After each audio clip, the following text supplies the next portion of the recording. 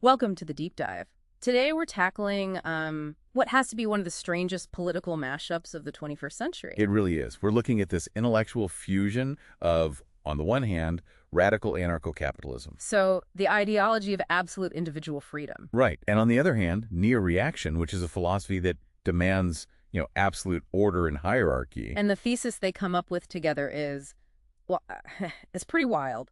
They argue that the only path to truly unlimited market freedom requires, paradoxically, a temporary dictatorship. Exactly. And our mission today is to understand how they get there, their shared diagnosis of decline, and the radical proprietary alternative they're proposing. Okay, so let's unpack that.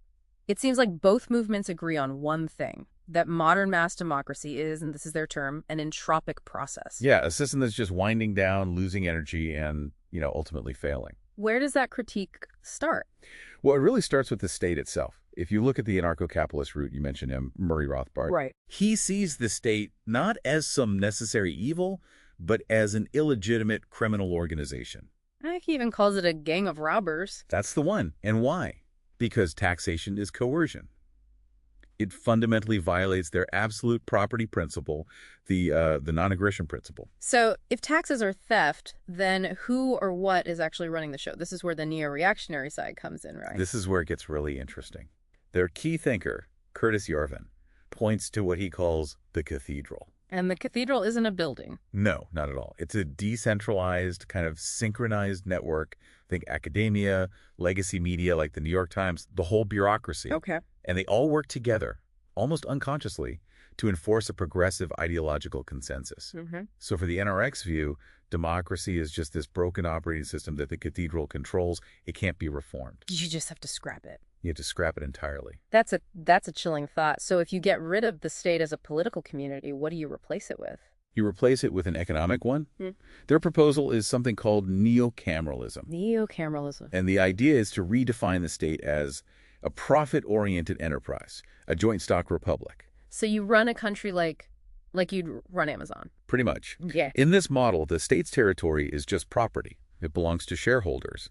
And they hire a CEO, which is basically a monarch or a dictator, with absolute executive power. And the citizens. They're no longer citizens. They're customers. They lose what's called voice, so no voting rights. But they do keep the right to exit. The right to leave if you don't like the service. Exactly. And this idea is critical. This exit concept leads to real-world strategies. You have people like Balaji Srinivasan talking about the network state. Right. The idea of an online community that crowdsources capital to eventually buy land and achieve sovereignty. And we're not just talking theory here. The ultimate proof of concept for this is already happening. You mean Prospera in Honduras? Prospera.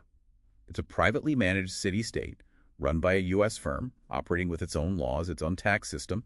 And right now, the proprietary rights of its investors are actively challenging the democratic sovereignty of Honduras in international courts. So these ideas are jumping from blogs to the real world and into high-stakes politics. Oh, absolutely. In the U.S., for instance, you have influential groups like the Claremont Institute openly talking about the need for a Red Caesar. An authoritarian leader to bypass the Constitution and break the old system. It all comes back to that core tension. Look at Javier Milei in Argentina. He calls himself an anarcho-capitalist, a Rothbardian. But he's using sweeping executive decrees to bypass his own parliament. Exactly. He is proving the neo-reactionary thesis.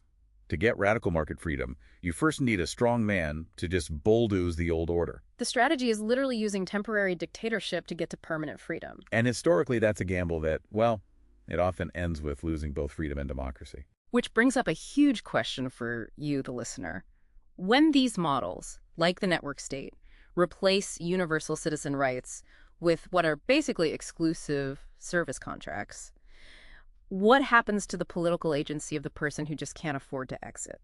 Does the citizen just get degraded into a consumer, left behind in the ruins of the old public state? I think the really dangerous thing about this ideology isn't that it's looking backward. It's that it uses the language of futuristic technology and radical freedom to legitimize hierarchies that, at their core, just completely negate the principle of human equality.